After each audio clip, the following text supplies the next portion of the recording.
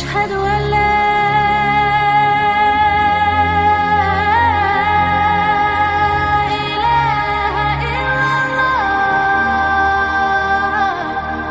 Pembahasan di malam hari ini kita akan membahas masih seputar Qasasul Anbiya. Dan Nabi yang kita bahas pada malam hari ini adalah Nabi yang sangat mulia dan ada hubung kait dengan Nabi kita Muhammad sallallahu alaihi wasallam. Nabi yang sangat diagungkan Bani Israel. Bahkan Al-Quran mencatat tidak ada Nabi yang paling banyak disebut di dalam Al-Quran Nabi. Siapa dia? Dia adalah Nabi Musa alaihi salatu wassalam. Ma'asyiral muslimin yang dimuliakan Allah Subhanahu wa taala. Kenapa saya katakan bahwa Nabi Musa ada hubung kait dengan Nabi kita Muhammad sallallahu alaihi wasallam? Kalau kita sedikit bedah tentang peristiwa dan Isra dan Mi'raj. Ketika Nabi sallallahu alaihi wasallam naik ke Sidratil Muntaha, kemudian berjumpa dengan Nabi Musa di langit ke-6, maka setelah disyariatkan solat 50 waktu, maka Musa bertanya kepada Rasul, apa yang diperintahkan Allah untuk umatmu? Maka Nabi SAW mengatakan, Allah memerintahkan kepada umatku untuk melaksanakan salat 50 waktu. Maka Musa mengatakan, sebaiknya kau kembali kepada Allah, mintalah keringanan. Walaqad jarrabtu Bani Israel falam yastati'u. Karena aku coba ibadah-ibadah itu diberikan kepada Bani Israel seperti yang diperintahkan Allah kepadamu, dan mereka tidak sanggup melakukannya, apalagi umatmu yang lemah. Maka Nabi SAW naik lagi ringanan, kemudian diringankan 5 waktu. Tapi Nabi Musa mengatakan, umatmu pun tidak akan sanggup, karena aku sudah coba kepada Bani Israel, sebaiknya minta keringanan lagi. Akhirnya setiap naik diringankan 5, setiap naik diringankan 5, dari 40, 35, 30, 25, 20, 15, 10, sampai kemudian menjadi 5 waktu. Sebenarnya Nabi Musa alaihi salatu wasallam sudah menyarankan, ketika di angka 5 waktu pun, kata Nabi Musa, umatmu tidak akan sanggup, minta keringanan lagi. Tapi Nabi SAW mengatakan, istahyaitu Rabbi, aku sudah malu kepada Rabbku, sudah tidak apa-apa 5 waktu saja, karena 1 waktu disamakan dengan 10 waktu. Artinya kalau kita melaksanakan sholat 5 waktu, maka sama dengan 50 waktu. Dari sini kita tahu bahwa ada hubung kait antara Nabi Musa dengan Rasul kita Muhammad sallallahu alaihi wasallam dan juga syariat kita. Makanya sebagian para ulama ketika membahas tentang ahsanul qasas dalam Al-Quran, kisah terbaik dalam Al-Quran itu apa? Sebagian ulama mengatakan kisah terbaik dalam Al-Quran itu adalah kisah Nabi Adam. Wajar karena Nabi Adam Abul Bashar, bapak kita. Ada yang mengatakan bahwa kisah yang terbaik adalah Nabi Ibrahim, karena Ibrahim adalah Abul Anbiya, bapaknya para nabi. Setelah diutusnya Ibrahim, tidak ada satupun nabi kecuali nasabnya kepada Ibrahim. Ada yang mengatakan Nabi Yusuf, dan ada juga yang mengatakan Nabi Musa, disebabkan karena hampir di dalam Al-Quran kurang lebih sekitar 34 surat dalam Al-Quran itu mencantumkan kisah Musa. Dan tidak ada Nabi sebanyak ini dalam Quran, hampir melewati semua surat kisah Nabi Musa itu dicantumkan. Sebab itulah para ulama mengatakan bahwa kisah Musa itu ahsan al-qasas, sebaik-baik kisah dalam Al-Quran. Taib. Kita masuk pada kisahnya. Ma'asyiral muslimin yang dimuliakan Allah Azza wa Jalla, Al-Quran mencatat penyebutan Sayyiduna Musa alaihi salam itu sebanyak 136 kali. Tentu tersebar di 34 surat dalam Al-Quran, seperti Al-A'raf, Al-Qasas, Toha, Al-Baqarah, Yunus, Ghafir, An-Nisa, Al-Ma'idah, Al-An'am, Ibrahim, Naml, Hud, Isra, dan begitu seterusnya. Sekitar 34 surat dalam Al-Quran tercantum nama Nabi Musa. Dan Nabi Musa alaihi salatu wassalam itu diutus kepada umat terbaik dari seluruh umat-umat para nabi kecuali umat Islam. Makanya Allah Subhanahu wa taala mengatakan dalam surah Al-Baqarah ayat 47, Ya bani Israil adhkuru ni'mati allati an'amtu alaikum wa anni faddaltukum 'alal alamin. Wahai Bani Israel, ingatlah nikmat yang aku karuniakan kepada kalian, dan aku telah lebihkan kalian dari umat-umat di atas semesta alam ini. Dari sini menunjukkan bahwa umat yang diutus Musa kepada mereka adalah umat terbaik. Maksudnya dari umat-umat para nabi sebelumnya dan juga setelahnya kecuali umat Islam. Kenapa umat Islam jauh lebih baik daripada umat Nabi Musa? Karena Allah yang mengatakan kuntum khaira ummatin ukhrijat linnasi. Kalian sebaik-baik umat yang dikeluarkan kepada manusia. Tapi kalau seandainya dibandingkan dengan umat-umat para nabi yang lainnya, maka umat Nabi Musa adalah umat terbaik. Karena Allah mengatakan wa inni faddaltukum 'alal alamin. Ma'asyiral muslimin yang dimuliakan Allah Azza wa Jalla, kemudian juga umat Nabi Musa adalah umat terbanyak. Tentu setelah umat Islam. Ini bandingannya dengan umat para nabi yang lainnya selain Nabi Musa alaihi salatu wassalam, maka umat Nabi Musa adalah umat terbanyak kecuali umat Islam, lebih banyak lagi. Dan ini didasari dengan hadis Abdullah ibn Mas'ud radhiyallahu an yang dikeluarkan oleh Imam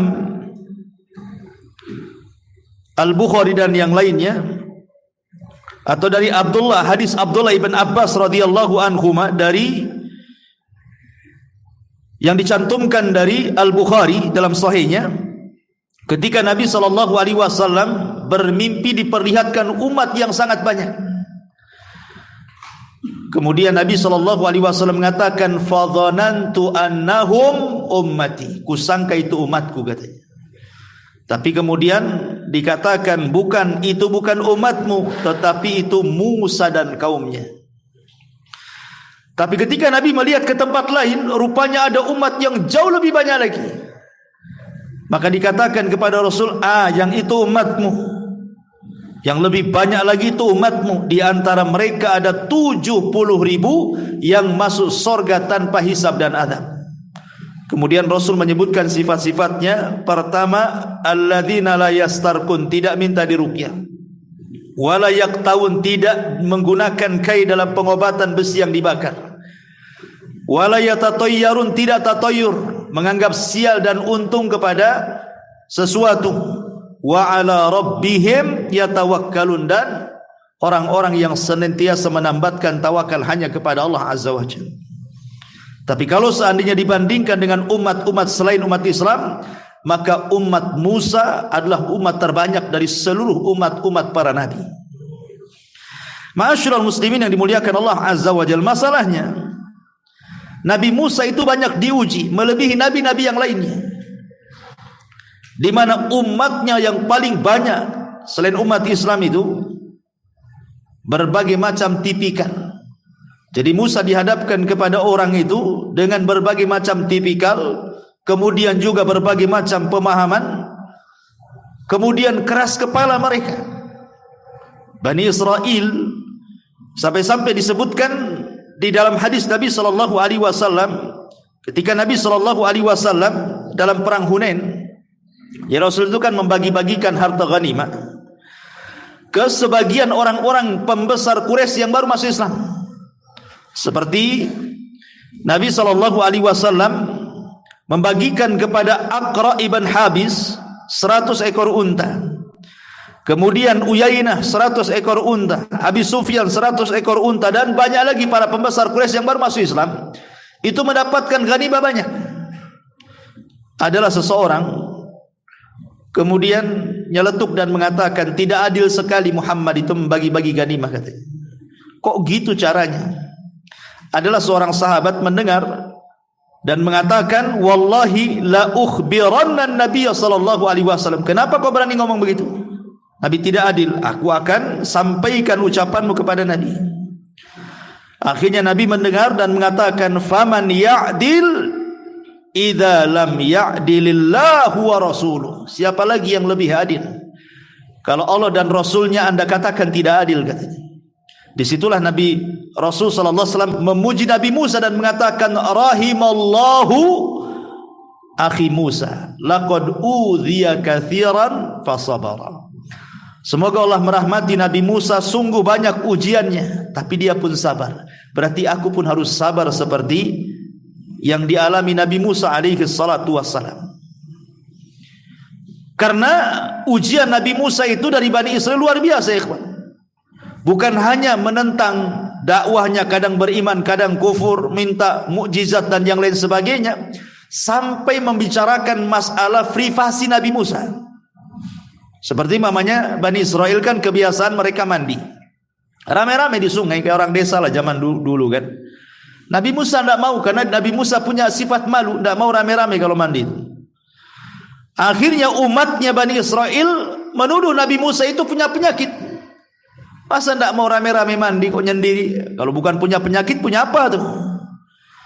Akhirnya Musa pun kecil hati lah diomongin seperti itu oleh umatnya.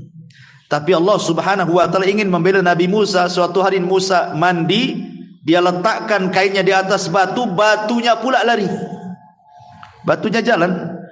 Kemudian batunya melewati Bani Israel, Nabi Musa ngejar-ngejar batu karena pakainya di atas batu itu.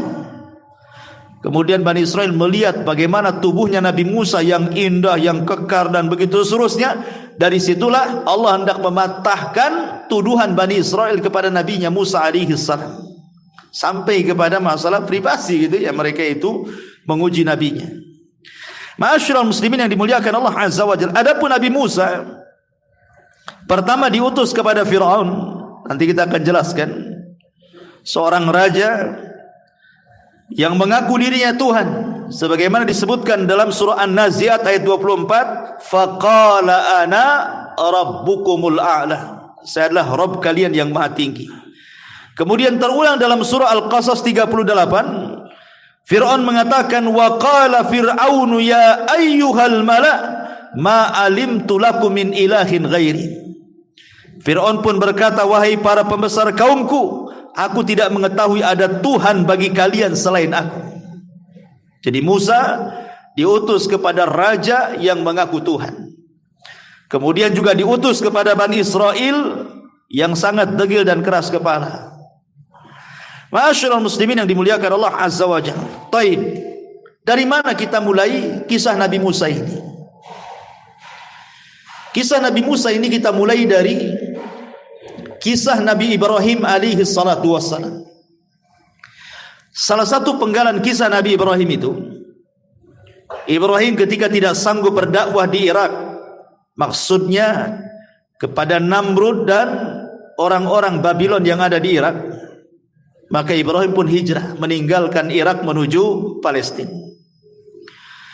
Karena ketika itu di Palestina sedang paceklik, susah ekonomi, maka Ibrahim kemudian mengadu nasib sampai akhirnya hijrah ke Mesir. Disinilah kisah Mesir dimulai. Ibrahim sampai di Mesir. Lama Ibrahim bersama istrinya di Mesir. Lah ketika itu Fir'aun di zaman Nabi Ibrahim itu, karena Fir'aun itu kan istilah Raja Mesir, Siapapun yang jadi raja Mesir disebut Fir'aun. Jadi Fir'aun di zaman Nabi Ibrahim itu punya kelainan. Kalau melihat ada wanita cantik dan dia sudah bersuami, maka suaminya akan dibunuh, istrinya diambil. Lah ketika itu kan tahu ini aturan seperti ini, makanya Sarah itu selalu menutupi wajahnya dan jarang keluar rumah. Tetapi Allah takdirkan suatu hari ada prajurit Fir'aun ini melihat wajahnya Sarah yang sangat cantik, dilaporkan pula kepada Fir'aun. Ketika itulah makanya Fir'aun mengutus pasukan untuk menangkap wanita itu. Dan kalau memang Ibrahim itu suaminya, bunuh. Ibrahim sudah tahu konsekuensinya, maka dia mengatakan, Nabi Ibrahim kepada istrinya, nanti kalau seandainya engkau ditangkap oleh tentara raja, jangan kau katakan aku suamimu, tapi katakanlah aku ini saudaraku. Maksudnya Nabi Ibrahim hendak tauriah, maksudnya saudara seagama, karena ketika itu tidak ada yang muslim kecuali dia dan istrinya. Dan juga Nabi Lut yang sudah beriman kan ketika itu. Makanya kemudian Ibrahim berdoa, mengajarkan dusta tapi dalam bentuk tauriah. Ini pula penyebab Nabi Ibrahim tidak bisa memberikan syafaat pada hari kiamat. Karena sebab ini. Kan ketika Ibrahim didatangi oleh manusia pada hari kiamat itu, Ibrahim mengatakan, tidak bisa, aku tidak bisa memberikan syafaat kepada kalian. Nafsi, nafsi. Uruslah diri kalian, uruslah diri kalian. Kemudian Ibrahim berikan alasannya, karena aku pernah berdusta 3 kali. Inilah salah satu dustanya. Yang pertama, yang sebelumnya dilakukan ketika menghancurkan patung. Kemudian yang kedua ketika diajak bapaknya untuk hadir di pesta kerajaan. Kemudian yang ketiga di sini. Ibrahim ngomong sama istrinya, kalau ditangkap bilang saja kau saudaraku. Jangan bilang aku suamimu. Akhirnya betul-betul ditangkap, gak peduli. Ditangkap, dibawa ke istana. Maka Ibrahim alaihi salatu wassalam mengajarkan kepada kita sebuah syariat yang itu pula dilakukan Nabi. Kalau kita mendapatkan sebuah permasalahan, apa yang harus kita lakukan? Salat. Itu yang dilakukan Ibrahim, salat. Makanya Aisyah ummul mukminin radhiyallahu anha mengatakan, kana Nabi sallallahu alaihi wasallam idza hajabahu amrun fazi'a ila salat. Rasul itu kalau dia menghadapi perkara yang sulit keluar dari situ, maka Rasul akan segera salat. Itu yang dilakukan Ibrahim, hanya bisa salat. Cemana dia mau menolong istrinya, dia hidup sendiri di situ. Akhirnya kemudian Sarah pun dibawa ke istana dan hampir dijamahnya. Tapi kemudian Sarah berdoa kepada Allah, akhirnya Allah pun melindunginya. Kemudian Raja Fir'aun pun melepaskannya dengan memberikan hadiah seorang budak namanya Hajar. Kemudian setelah selamat, tidak diapa-apain raja, karena raja ketakutan ketika Sarah berdoa kepada Allah. Tiba-tiba raja ini setruk. Kemudian minta diobati kepada Sarah, didoakan, akhirnya sembuh. Sebab itulah ketakutan raja. Bahkan dimarahi prajuritnya tuh, dan mengatakan, kalian ini gimana? Aku suruh kalian mendatangkan seorang wanita dari manusia, kalian datangkan pula wanita dari jin, katanya. Akhirnya suruh dilepas, ya kan? Dan diberikan hadiah Hajar. Lah sebelum Ibrahim meninggalkan Mesir inilah Ibrahim berdoa kepada Allah Subhanahu wa taala agar Allah Subhanahu wa taala memusnahkan kerajaan Fir'aun ini sampai ke akar-akarnya dari keturunannya. Ini doanya Ibrahim. Karena sudah melecehkan keluarganya, merobek kehormatannya, makanya Ibrahim berdoa seperti itu sebelum meninggalkan Mesir. Dia meminta kepada Allah, ya Rabb, tolong hancurkan Fir'aun ini, ambil kekuasaannya dari anak turunanku. Lah perkataan Ibrahim, doa Ibrahim ini kemudian ternukillah kepada keturunannya. Bahwa Ibrahim berdoa bahwa Mesir akan jatuh ke anak keturunannya. Terus dari generasi ke generasi dibicarakan di doanya Nabi Ibrahim. Sampai ketika era Nabi Yusuf alaihi salatu wassalam. Jadi Nabi Yusuf alaihi salatu wassalam, ma'ruf kisahnya sudah saya kisahkan. Intinya bahwa Nabi Yusuf sampai di Mesir gara-gara dimasukkan ke sumur oleh 10 saudaranya. kemudian dibawa pedagang, kemudian dibesarkan di Istana Al-Aziz sampai akhirnya dia pun difitnah masuk penjara. Akhirnya dikeluarkan dari penjara dan diangkat menjadi perdana menteri oleh sang raja Fir'aun di zaman Nabi Yusuf itu. Jadi Fir'aunnya yang baik di zaman Nabi Yusuf itu. Dia dekati Nabi Yusuf, bahkan diberikan kedudukan, bahkan Nabi Yusuf memboyong seluruh keluarganya yang kelak cikal bakal Bani Israel ke Mesir. Ada orang menyangka bahwa jangan-jangan doa Nabi Ibrahim itu adalah sudah terjadi kepada Nabi Yusuf, karena Nabi Yusuf kan turunan Ibrahim. Tetapi orang-orang mengatakan tidak, karena Fir'aun tidak jatuh di zaman Nabi Yusuf. Kan tidak jatuh dia, justru bekerja sama dengan Nabi Yusuf. Sehingga orang-orang mengatakan bukan Nabi Yusuf sebagai bentuk istijabah Allah kepada doanya Nabi Ibrahim alaihi salatu wassalam. Barulah ketika di zaman Nabi Musa. Ini kisah ini masih terus ternukilkan di zaman Nabi Musa itu, bahwa ada turunan Ibrahim yang akan mencaplok kerajaan Fir'aun. Dan di zaman Nabi Musa Fir'aunnya sudah lain lagi. Ada yang mengatakan namanya Fir'aun di zaman Nabi Musa adalah Al-Walid ibn Musa. Tapi ada yang mengatakan yang masyhur namanya Ramsis. Tapi bukan Ramsis yang pertama, Ramsis yang kedua, atau disebut dengan Ramsis Akbar. Itulah Fir'aun di zaman Nabi Musa. Fir'aun di zaman Nabi Musa ini bengis orangnya, jahat sekali. Jadi suatu malam Fir'aun ini bermimpi, sebagaimana dinukilkan oleh Abdullah ibn Abbas radhiyallahu anhuma. Jadi mimpi Fir'aun ini berulang-ulang mimpinya aneh. Kenapa? Karena dalam mimpinya itu tiba-tiba ada api yang sangat besar berasal dari Palestina. Masalahnya kan Palestina dengan Mesir kan dekat, hanya dipisahkan dengan jalur Gaza. Ya, jalur Gaza itu kan pemisah antara Mesir dan Palestina. Ya. Jadi ada api dari Palestina itu mengarah ke Mesir, kemudian membakar seluruh kaum Kibti sampai membakar istana Fir'aun. Tetapi anehnya perkampungan Bani Israel tidak dilahap api. Dan ini mimpi sehingga akhirnya Fir'aun ini merasa aneh mimpinya. Dikumpulkanlah tukang-tukang sihir, para peramal-peramal, para pentakbir mimpi, dikumpulkan, dikisahkan mimpinya sama Fir'aun ini. Akhirnya kemudian adalah para pentakbir mimpi itu, para kuhan, para dukun dan yang semacamnya, penasihat spiritual, mengatakan bahwa bukankah kita sering mendengar tentang kisah dari bapak dan moyang kami, bahwa ada satu doa yang selalu dibicarakan Bani Israel, bahwa nanti suatu ketika bahwa Fir'aun, maksudnya istilah Raja Mesir, akan dikuasai oleh mereka. Kata Fir'aun, oh boleh juga, kayaknya cocok dengan mimpiku nih. Jadi apa yang dibicarakan dari generasi ke generasi itu dicocokkan dengan mimpinya Fir'aun tuh. Fir'aun mengatakan jangan-jangan ini maksudnya. Apa yang dibicarakan Bani Israel tentang doanya Nabi Ibrahim dan mimpiku ini kayaknya ada kecocokan nih. Dari situlah Fir'aun akhirnya membuat muktamar, mengumpulkan para pembesar, kemudian diputuskan bunuh setiap bayi-bayi laki-laki dari Bani Israel. Sejak itulah Fir'aun menjadi bengis. Yudzabbihuna abna'ahum wa yastahyuna nisa'ahum. Di mana Fir'aun akhirnya memerintahkan untuk menyembelih anak laki-laki dari anak laki-laki setiap wanita Bani Israel dan membiarkan anak-anak perempuan mereka.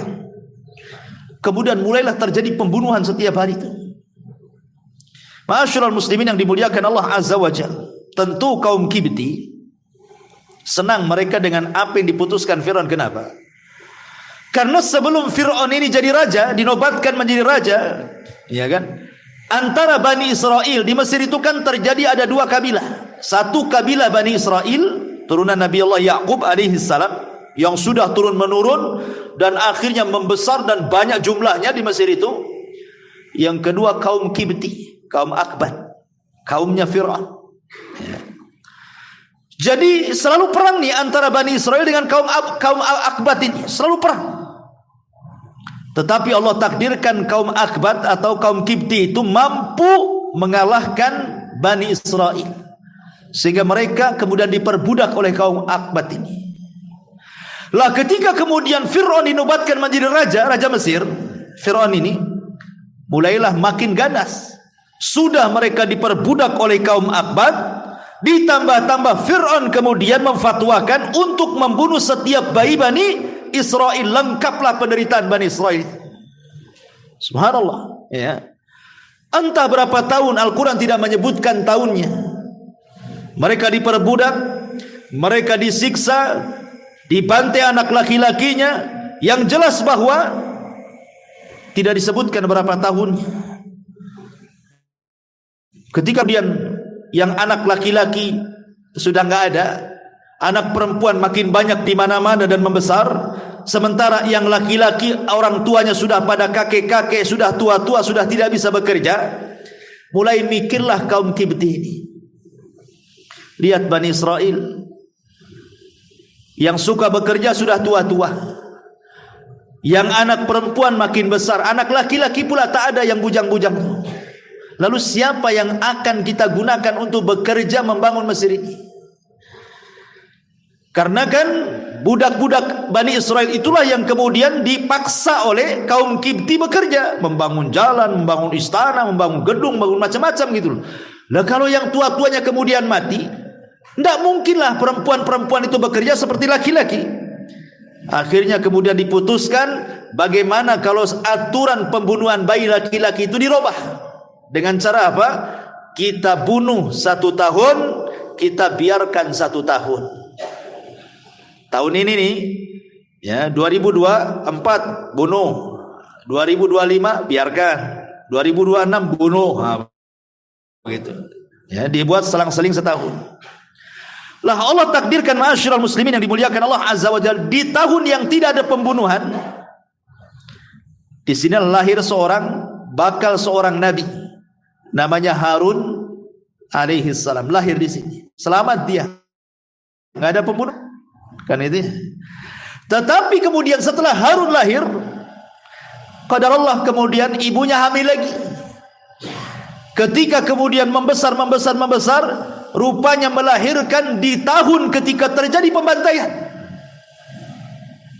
Ma'asyiral muslimin yang dimuliakan Allah Azza wa Jalla. Bagaimanapun Fir'aun kan menghadiahi setiap para prajurit yang bisa membantai laki-laki Bani Israel. Jadi mereka sudah punya data tuh. Mana wanita hamil, mana wanita yang tidak hamil, wanitanya sekian bulan hamil, itu dipantau tuh, karena sudah bertahun-tahun kan itu. Jadi tahu kalau umpamanya ada yang hamil itu. Dan kalau seandainya anak laki-laki ya Bani Israel pasrah saja, udah pasti mati nih. Tapi Allah Subhanahu wa taala hendak melindungi bayinya Nabi Musa alaihi salam. Jadi ketika sudah waktu lahir, maka Ummu Musa pun berusaha sembunyi, kemudian melahirkan. Akhirnya kemudian suaminya merasa sayang dengan Musa, ibunya juga sama. Ya. Dari sini mereka bingungnya kenapa? Kalau seandainya ini sampai ketahuan, ini bahaya. Bukan hanya bayinya saja bahaya, orang tuanya pun bahaya, karena melindungi orang yang harus dibunuh masalahnya. Akhirnya ketika ibunya Nabi Musa tidur tengah malam, disitulah Allah Subhanahu wa taala mewahyukan kepada ibunya. Bukan wahyu di sini maksudnya seperti wahyu diangkatnya jadi nabi, tidak. Ya, hanya mengilhamkan kepada ibunya, dan itu disebutkan dalam surah Al-Qasas ayat 7 sampai 8, wa auhayna ila ummi Musa an ardi'i fa idza khifti alaihi fa alqihi fil yammi wa la takhafi wa la tahzani inna raduhu ilaiki wa jailuhu minal mursalin. Subhanallah. Ayat ini ada 2 perintah, 2 larangan, 2 kabar gembira. Ayat ini ada 2 perintah, 2 larangan, 2 kabar gembira. Perhatikan, wa auhayna ila ummi Musa, dan kami ilhamkan kepada ibunya Nabi Musa, an ardi'ihi, susuilah dia. Ini satu perintah. An ardi'ihi, susui dia, kata Allah. Kemudian fa idza khifti, kalau engkau takut, alaihi, kepadanya, fa'alqihi, hanyutkan dia. Ini ada perintah. Susui, hanyutkan. Kemudian ada dua larangan. Fa'alqihi fil yammi, hanyutkan dia ke sungai Nil. Adapun larangan, wala takhafi, jangan kau takut. Wala tahzani, jangan kau bersedih. Dua larangan. Kemudian dua kabar gembira. Inna raduhu ilaik. Inna raduhu ilaik, kata Allah, tenang saja, nanti anak ini akan kembali kepadamu. Seandainya anak ini hilang, nanti anak ini akan kembali kepadamu. Kabar gembira pertama. Kabar gembira kedua, wajailuhu minal mursalin, dan Allah akan jadikan dia dari kalangan para rasul. Akhirnya Allah Subhanahu wa taala menenangkan hatinya ibunya Nabi Musa. Lah dari situlah kemudian setelah dapat ilham itulah dalam mimpi, dia pun mencari tukang mebel, bahasa kitanya najah. Tukang mebel, ikhwan, kalau buru-buru buat, tentu asal-asalan lah buat kotak itu. Lain kalau tunggulah 1 minggu biar cantik, nggak mau. Hari ini harus jadi. Apapun yang tergesa-gesa itu pasti tidak bagus, kan gitu. Seperti buat kotak, boleh jadi kalau asal-asalan buat, mungkin ada yang bocor lah, masuk air sana, masuk air sini, bisa mati Nabi Musa tuh letakkan di kotak kayak gitu. Tapi Allah hendak melindungi Nabi Musa. Allah yang melindungi. Walaupun secara logika kotak itu akan bukan hanyut tetapi tenggelam, tapi Allah yang membuat tidak ada air masuk ke dalam kotak. Akhirnya setelah dapat kotak, dimasukkan pula Musa di dalam kotak itu. Kemudian dihanyutkan di sungai Nil, tetapi menggunakan tali. Jadi kalau di siang hari takut ada prajurit mantau berjaga-jaga, kemudian keliling-keliling di desa Bani Israel, ketahuan nanti ada kotak di tepi sungai, ini bahaya kan? Akhirnya kalau siang-siang dihanyutkan tuh, biar dia ke tengah, tapi tetap dikasih tali. Kalau di malam hari, ini kan tidak mungkin, namanya bayi manusia pasti harus makan juga, nyusu juga. Maka malam-malam butaklah ibunya Nabi Musa datang menariknya, disusuinya. Begitu setiap hari. Kalau malam disusui, kalau siang dihanyutkan kembali. Sampai satu hari, ketika uminya Nabi Musa ini sedang menyusui tengah malam, tiba-tiba datang prajurit, kaget dia. Jadi tidak sempat kemudian dia mengikat itu kotak itu, main lepas saja seolah-olah, namanya panik ya, kan ada prajurit, disangka ada prajurit itu akan mengambilnya, jadi main hanyutkan saja, lupa kalau tidak ditali. Sebab itulah kotaknya hanyut akhirnya. Hanyut, rupanya sampai pula ke istana Fir'aun itu. Siapa yang berkehendak? Allah Subhanahu wa ta'ala. Bayangkan bertahun-tahun tak berantah tahunnya itu Fir'aun itu membunuh bayi cuma laki-laki. Sekarang bayi itu dihantarkan, yang dimimpikan langsung ke istananya. Siapa yang menghantarkan coba? Allah Subhanahu wa ta'ala. Yang selama ini dikhawatirkan Fir'aun bahwa akan lahir Bani Israel yang akan menguasainya, rupanya bayi itu datang sendiri ke istananya. Besar di istananya, dikasih makan di istana, dikasih minum di istana, dikasih pendidikan di istana. Dia pula yang akan menumpangkan istana. Coba ya. Bagaimana Allah Subhanahu wa ta'ala menyutradarai semua ini coba. Allah semua yang berkehendak. Ketika kemudian dari kejauhan ada kota tuh, maka sama para penjaga-penjaga Ratu Asyah bintu Muzahim, nama istri daripada Fir'aun ini, ada kotak. Masuk ke taman istana.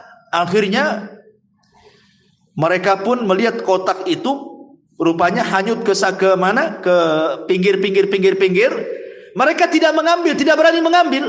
Kemudian kotak itu nyandar di pohon.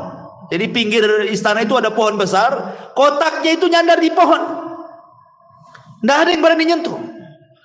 Kemudian dilaporkanlah mungkin sama dayang-dayang ini kepada Ratu Asiyah bintu Muzahim bahwa ada kotak di situ. Disinilah terjadi penamaan Nabi Musa. Kenapa Musa disebut Musa? Musa. Mu itu air, sa itu syajarah pohon. Karena kotak itu ditemukan di samping pohon. Jadi itu dari dua nama, Mu. Moya dalam bahasa Arab itu. Makanya di Batam itu ada PT Moya. Itu air artinya Moya itu bahasa Arab itu. Ya. Moya itu air dari mu. Ya. Mu itu air. Sya. Mu. Sa. Sya. Ya. Bagi orang-orang bahasa Ibrani bukan bahasa Arab ya. Itu sa itu dalam bahasa Arabnya syajarah. Mu itu dalam bahasa Ibrani kalau di bahasa Arab kan itu ma. Jadi air dan pohon.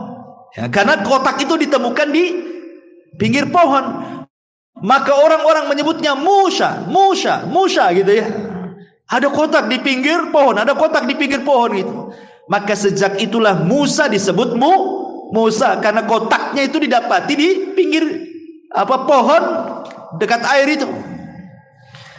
Ma'asyiral muslimin yang dimuliakan Allah Azza wa Jalla, akhirnya ketika kemudian pertama yang mendapati adalah istrinya Firaun Asiyah bintu Muzahim minta kotak itu diangkat. Subhanallah, ketika dibuka rupanya bayi. Ada yang mengatakan Asiyah bintu Muzahim itu mandul, tidak punya anak.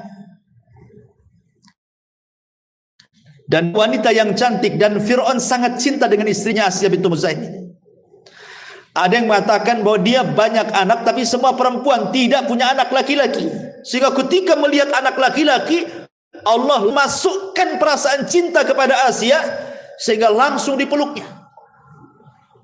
Ketika diberitahu sama Firaun, maka Firaun langsung mengarah ke mimpinya, uqtuluh, bunuh bayi ini, bunuh bayi ini. Maka akhirnya kemudian dibela oleh istrinya Firaun Asiyah bintu Muzahim dan mengatakan, wa qalat imra'atu fir'auna qurrat ainin li walak la taqtuluh asa ayyan fa'ana aw nattakhidahu waladan wa hum la yash'urun. Dan berkatalah istri Firaun, jangan, boleh jadi anak ini penyujuk mata hatiku dan mata hatimu. Janganlah kamu bunuh dia, mudah-mudahan kelak dia akan bermanfaat bagi kita atau kita dapat mengangkatnya sebagai anak. Sedangkan mereka, maksudnya Firaun dan bala tentaranya, mereka tidak menyadari bahwa anak itulah yang akan menumbangkan kekuasaannya. Ketika Firaun mengatakan mendengar istrinya mengatakan qurratu ainin walak, mudah-mudahan anak ini menjadi penyejuk matamu, kata Firaun, oh enggak, matamu saja katanya. Bagiku tidak ada penyejuk mata. Nah, bolehlah penyejuk matamu tapi tidak mataku katanya. Kata para ulama, lau qala fir'aunu na'am. Kalau seandainya Firaun mengatakan ya saat istrinya mengatakan seperti itu, mudah-mudahan bayi ini menjadi penyejuk mataku dan matamu, kata Firaun, ya. Kalau Firaun sampai mengatakan ya, na'am, la amana bi Musa wa la kana qurratu ainin lahu. Tentu Firaun tidak akan membangkang kepada Nabi Musa, pasti dia akan beriman dan akan menjadi pengikut Nabi Musa, dan Musa menjadi penyujuk mata Firaun. Tapi Firaun mengatakan la, tidak.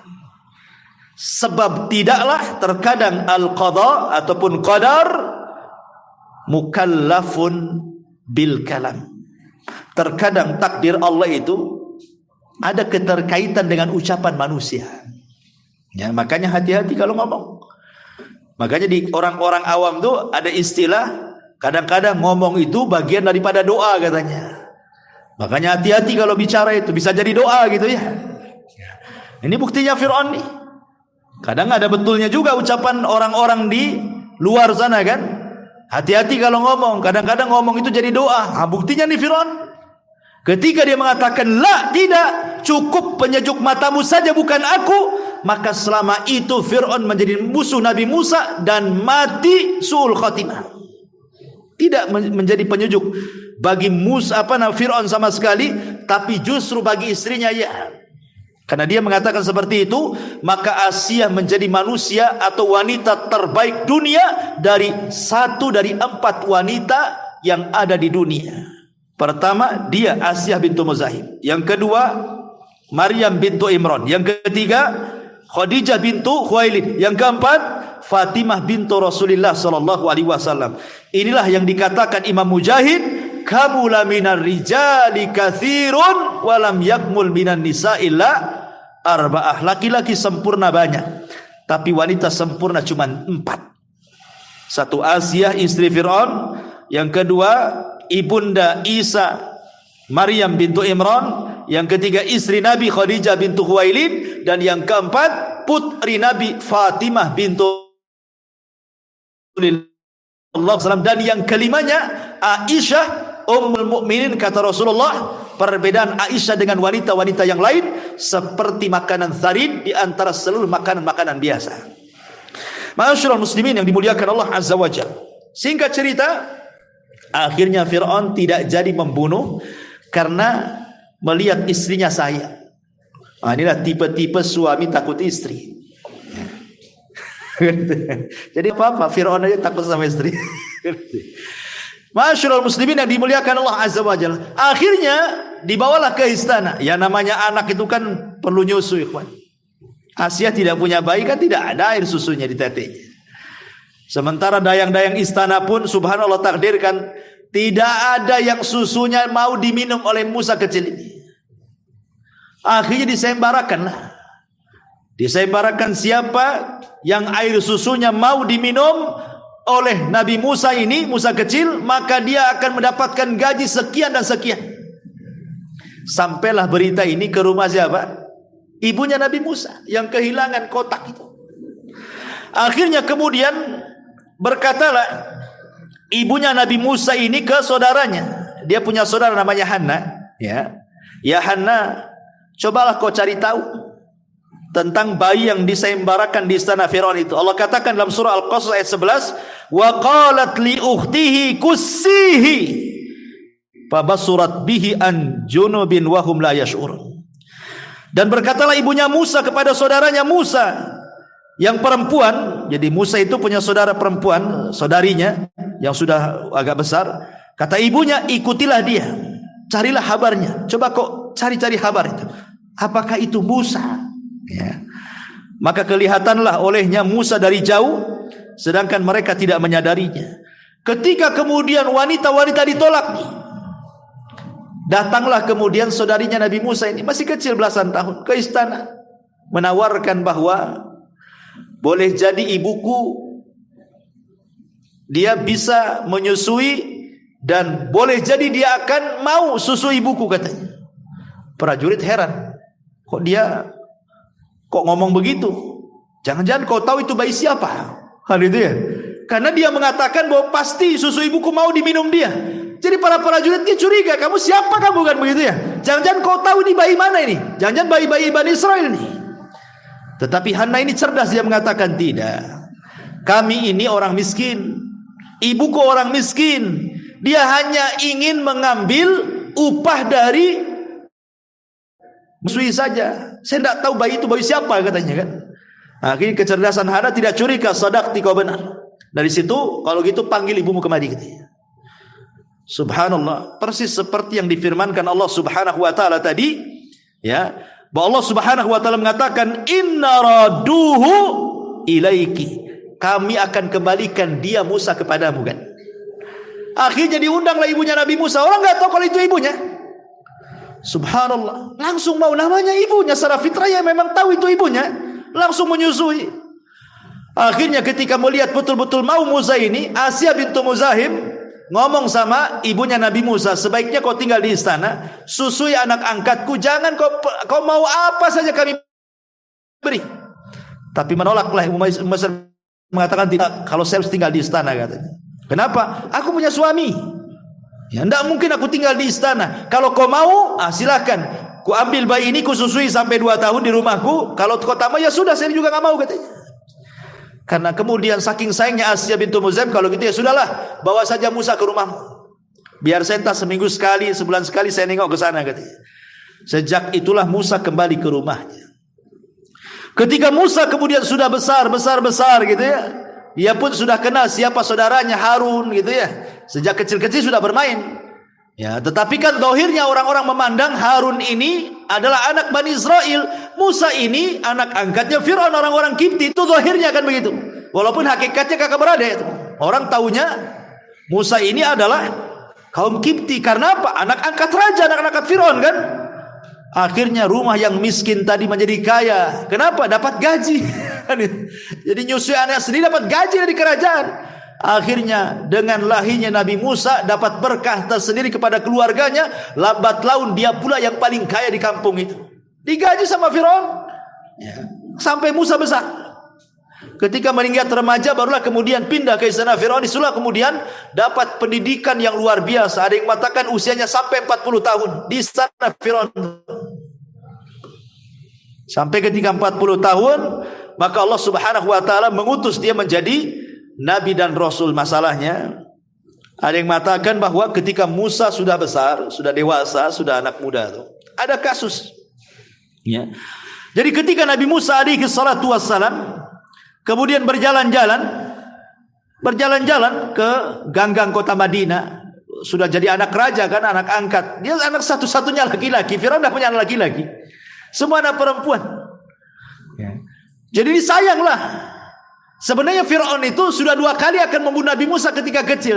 Pertama ketika mendapatkan di kotak. Yang kedua sebenarnya setelah Nabi Musa kecil itu dihantar setelah disusui sama ibunya, dihantar ke istana. Ya masih berapa umurnya ya, entah 3-4 tahun gitu. Sama Fir'aun itu namanya bapak angkat.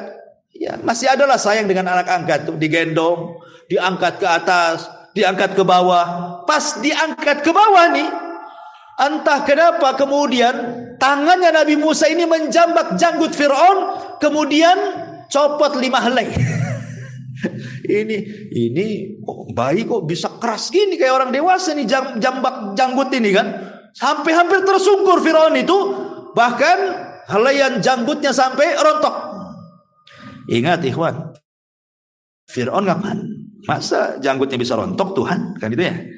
Sempat kelihatan orang-orang kan malu karena dia ngaku Tuhan masalahnya. Masa Tuhan dijambak anak bayi tersungkur nih, ini Tuhan apa ini kan itu ya. Makanya Fir'aun langsung instingnya, jangan-jangan anak ini nih yang dimimpikan akan menumbangkan kekuasaanku. Uktulu, bunuh dia katanya. Ketika hampir mau disembelih, datang lagi Asia menolong dia dan mengatakan, wahai suamiku, dia itu tidak berakal katanya. Kalau kau tidak percaya, uji dia. Baik kata Fir'aun, saya akan uji dia. Datangkan kurma, datangkan bara api, arang yang dibakar itu ditaruh, ya lagi berasap gitu ya. Kemudian satu ditaruh kurma. Biarkan bayi ini memilih mana tuh.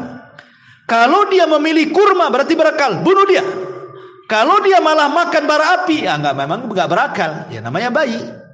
Hampir-hampir dia menuju kurma, Jibril diutus oleh Allah, kemudian memalingkan Musa jangan mengambil tamar, tapi diambilnya jamrah bara api. Namanya anak-anak ngambil bara api dimakan coba. Akhirnya namanya anak-anak kan, menjeritlah dia, panas, lukalah lidahnya. Sejak itulah terjadi kepelatan Nabi Musa. Dan itu disyaratkan dalam doa yang ma'ruf, Rabbi israh li sadri wa yassir li amri wahlul uqdatan min lisani yafqahu qauli. Makanya Musa selalu berdoa seperti ini setiap mau berdakwah. Wahlul uqdah, ya Allah lepaskanlah ikatan di lidahku ini, supaya orang paham dengan bahasaku. Karena Musa pelat, gak ngomongnya gak fasih. Ya, salah satu sebab kenapa Musa tidak fasih inilah gara-gara makan jamroh ini. Dimakannya, ya gimana lah gak rusak lidahnya. Maka Nabi, ya masyarul muslimin yang dimuliakan Allah Azza wa Jalla. Jadi ini kedua kalinya Fir'aun akan membunuh Nabi Musa. Taib, kembali ke cerita setelah Musa besar. Musa ini jalan-jalan, dan itu disebutkan di dalam surah Al-Qasas ayat 15. Wa dakhala al-madinata ala hini ghaflati min ahliha fawajada fiha rajulaini yaqtatilani hadha min syi'atihi wa hadha min aduwi fastaghathahu alladhi min syi'atihi ala alladhina min aduwi fawaqazahu Musa faqadha alayhi qala hadha min amali syaitan innahu aduwwun mudhillun mubin. Musa pun masuk ke kota. Ketika penduduknya sedang lengah, ia pun mendapati ada dua orang laki-laki yang sedang berkelahi. Yang satu dari Bani Israel, yang satu dari kabilah Fir'aun kaum Kipti. Jadi ada dua pemuda kelahi. Musa lewat di situ. Ya. Tiba-tiba nih anak muda dari Bani Israel ini memanggil-manggil Musa, minta tolong. Tolong wahai Musa, tolong. Ya. Kemudian Musa pun melihat bahwa kebenaran ada di pihak anak muda Bani Israel dan kebatilan ada di pihak kaum Kipti, kaumnya Fir'aun. Akhirnya Musa berusaha melerai, tetapi kaum Kipti ini, anak muda dari kaum Kipti ini tidak terima. Akhirnya berkelahi dengan Musa. Ketika mau nonjok, ditangkis sama Nabi Musa, kemudian tersungkur mati pula anak itu. Ya. Akhirnya yang Bani Israel langsung lari. Musa pun ikut lari. Ditinggalkan orang itu. Namanya ada orang mati di mana-mana pun sampai hari ini pasti akan datang manusia dari mana-mana kan. Ini ada jasad siapa? Ini siapa yang membunuhnya? Kumpul nih Bani Israel lari, Musa pun lari. Jasad dibiarkan. Orang datang dari mana-mana. Siapa pembunuhnya ini? Karena ketika itu hukuman Mesir, siapa yang dibunuh, dibunuh. Qisas. Kalau dia membunuh, dibunuh. Makanya Musa ketakutanlah. Dan Musa pun sebenarnya tidak sadar membunuhnya. Makanya kemudian dia mengatakan, ini termasuk amal setan. Aku tidak sengaja membunuhnya, aku hanya menangkisnya. Tiba-tiba dia mati. Ya. Maka Musa pun berdoa kepada Allah, qala rabbi inni zalamtu nafsi faghfirli faghfaralah innahu huwal ghafurur rahim. Ya Tuhanku, sesungguhnya aku telah menganiaya diriku sendiri, karena itulah ampunilah aku. Maka Allah pun mengampuni Musa, sesungguhnya dia Allah yang maha pengampun lagi maha penyayang. Ketika itu kasusnya tertutup. Tidak tahu siapa pembunuhnya. Karena anak muda Bani Israel lari, tidak ada yang tahu. Musa pun lari. Masalahnya, setelah beberapa waktu, kasus ini masih ngambang nih, masih dicari siapa pembunuhnya. Rupanya Nabi Musa alaihi salatu wasallam berjumpa lagi dengan anak muda Bani Israel yang ditolongnya kemarin itu. Sedang kelahi lagi sama kaum Kipti. Memang tukang kelahi anak muda ini. Ya. Jadi Musa ini melihat kok dia lagi yang bermasalah. Kemudian sekarang yang minta tolong bukan dari Bani Israel. Yang minta tolong ini dari kaum Kipti. Wahai Musa, kenapa kau diam saja, tolong aku, katanya. Yang Kipti ini ketakutan. Padahal Musa mendekat, ingin mendamaikan. Tapi anak muda dari Bani Israel ini sudah ketakutan. Musa datang seolah-olah apa? Kemarin saya minta bantuan dia, aku ditolong. Sampai dia mati. Jangan-jangan sekarang dia akan bunuh aku, katanya. Dia berteriak dan mengatakan kepada orang-orang, sebutkan dalam surah Al-Qasas ayat 19-nya, fa asbaha fil madinati khaifan yataraqab fa idzal ladzi istansarahu bil amsi yastasrikhuhu qala lahu Musa innaka laghawiyyun mubin falamma an arada an yabtisha billadhi huwa aduwwun lahumā qala ya Musa aturidu an taqtulani kama qatalta nafsan bil amsi in turidu illa an takuna jabbaran fil ardi wa ma turidu an takuna minal muslihin. Karena itulah jadilah Musa di kota itu merasa takut, menunggu-nunggu dengan khawatir akibat perbuatannya. Maka tiba-tiba orang yang meminta tolong kemarin berteriak meminta pertolongan kembali kepadanya. Musa berkata kepadanya, sungguh kamu benar-benar orang yang sesat. Maka tatkala Musa hendak memegang dengan keras orang yang menjadi musuh keduanya, Musa pun berkata, musuhnya berkata, "Hei Musa, apakah kamu akan bermaksud hendak membunuhku sebagaimana kamu kemarin telah membunuh orang lain? Kamu tidak bermaksud melainkan hendak berbuat kesewenang-wenangan di negeri ini, dan tidaklah kamu hendak mengadakan perdamaian." Jadi ketika orang yang sudah ditolong malah berteriak, Musa, apa kau sekarang akan membunuhku setelah kau membunuh kemarin, katanya. Ini jadi Kipti ini, anak muda Kipti ini tahu siapa pembunuhnya kan jadinya kan. Padahal kan lagi dicari-cari sama polisi. Akhirnya dia pun lari, kemudian datang ke istana melaporkan bahwa yang membunuh itu Musa. Sejak itulah Musa ketakutan luar biasa, manusiawi. Sekarang sudah dibongkar nih, ya kasusnya. Maka Fir'aun mengatakan, uktuluh, bunuh dia. Berarti Fir'aun 3 kali mau membunuh Musa, ya kan? Pertama ketika nemu kotak, bunuh, nggak jadi, ya. Yang kedua ketika janggutnya bunuh, nggak jadi. Ini yang ketiga nggak bisa nih. bunuh. Apalagi alasan Nabi Musa. Kan gitu ya. Makanya ketika kemudian mereka rapat, para pembesar-pembesar itu rapat, maka adalah orang istana yang bijak, yang baik dan suka dengan Nabi Musa gitu ya. Dikatakan dalam Al-Quran, waja'a rajulun min aqsal madinati yas'ah. Datanglah seorang laki-laki dari ujung kota dengan tergesa-gesa menemui dan mencari Nabi Musa. Ketika sudah ketemu Nabi Musa, orang ini mengatakan, ya Musa, innal mala'a ya'tamiruna bika liyaqtuluk fakhruj inni laka minan nasihin. Hei Musa, para pejabat istana sudah rapat. Mereka sepakat akan membunuhmu, sebaiknya kau lari dari Mesir. Akhirnya Musa manusia, tidak sempat ada persiapan, dia langsung keluar. Makanya Allah mengatakan, fakharaja minha khaifan yatarakkab. Maka keluarlah Musa dari kota itu dengan penuh rasa takut dan berdoa kepada Allah, qala rabbi najjini minal qaumidz zalimin. Ya Allah, selamatkan aku dari orang-orang zalim. Maka Musa pun mulai melakukan perkelanaan, mulai hijrah. Kemana? Ke arah Madian. Ya. Maka berangkatlah Musa ke arah Madian. Mesir ke Madian ini jauh, sudah enggak ada arah lagi Musa. Karena dia takut akan ditangkap dan dibunuh. Sampai ketika sampai di arah Madian, udah kelelahan, capek, belum makan, namanya orang jalan kaki.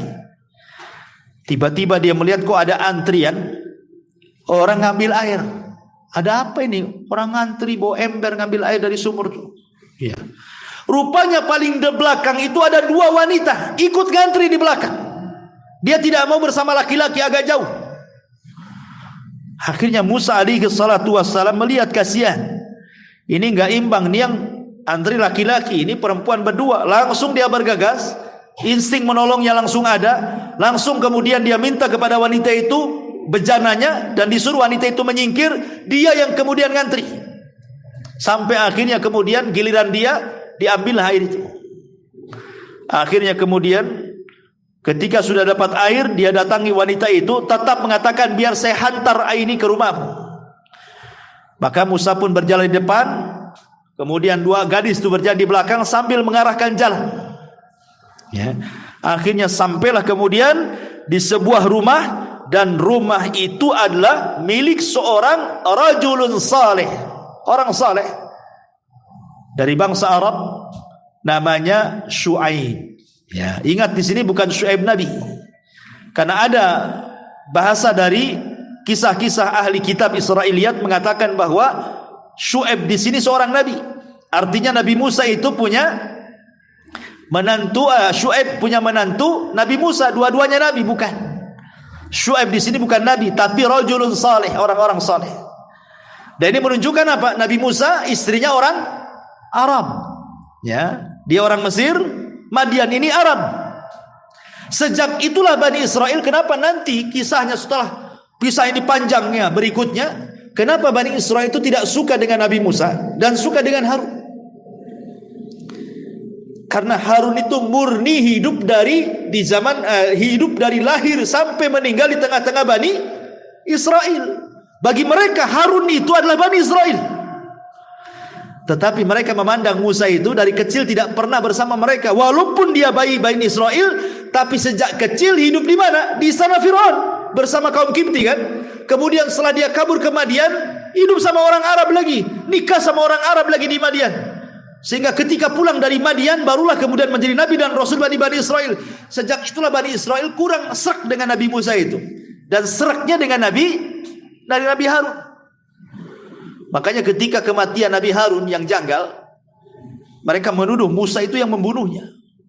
Ya, akhirnya kemudian Musa pun berdoa kepada Allah untuk jasad itu dihadapkan kepadanya bahwa dia bukan pembunuhnya. Barulah kemudian Bani Israel percaya. Saking cintanya Bani Israel kepada Nabi Harun dan bencinya Bani Israel kepada Nabi Musa. Ya. Tapi masyaallah muslimin yang dimuliakan Allah Azza wa Jalla, akhirnya ketika ketemu dengan Syuaib, kemudian anak perempuannya melihat bahwa anak muda ini punya akhlak yang bagus. Makanya berkatalah salah seorangnya, qalat ihdahuma ya abati istajirhu inna khaira man istajartal qawiyul Karena sesungguhnya orang yang paling baik yang kau ambil untuk bekerja pada kita adalah pertama orang kuat, yang kedua amanah. Jadi kata anak gadis ini, jadikanlah pekerja kita, apalagi dia musafir, butuh tempat tinggal, butuh makan, dan dia pun orang baik, orang kuat, amanah. Akhirnya kemudian bapaknya menerima sebagai pekerja di tempat dia sebagai penggembala kambing. Sampai akhirnya ketika melihat akhlaknya Nabi Musa, amanahnya Nabi Musa, dan begitu seterusnya, tertariklah Syuaib ini kepada Nabi Musa dan menawarkan, inni uridu an unkihaka ihda ibnatayya hataini ala an ta'jurani thamaniyah hijaj. Berkatalah Syuaib, sesungguhnya aku bermaksud menikahkan kamu dengan salah seorang dari kedua anakku ini, tetapi syaratnya kau harus bekerja denganku 8 tahun lamanya. Kalau kau mau, silakan. Akhirnya Nabi Musa pun bekerja kepada Nabi Syuaib menjadi penggembala kambing. Setelah 8 tahun, akhirnya dia menikah dengan salah satu putri Syuaib ini. Ada yang mengatakan Musa memiliki 2 anak dari putri. Menetapkan 2 tahun jadi 10 tahun. Ada yang mengatakan kemudian Musa tinggal 20 tahun di Madian. Ada yang mengatakan 10 tahun. Kemudian dia balik ke Mesir. Lah balik ke Mesir inilah, di tengah jalan akhirnya Allah Subhanahu wa taala mengangkat Nabi Musa menjadi nabi dan rasul dengan melakukan dialog pertama kali dengan Allah Subhanahu wa taala di mana? Di Bukit Tur Sina. Dan itu disebutkan dalam surah Thaha ayat 11 12. Inni ana rabbuk fakhlana 'alaika innaka bil wadil muqaddasi tuwa.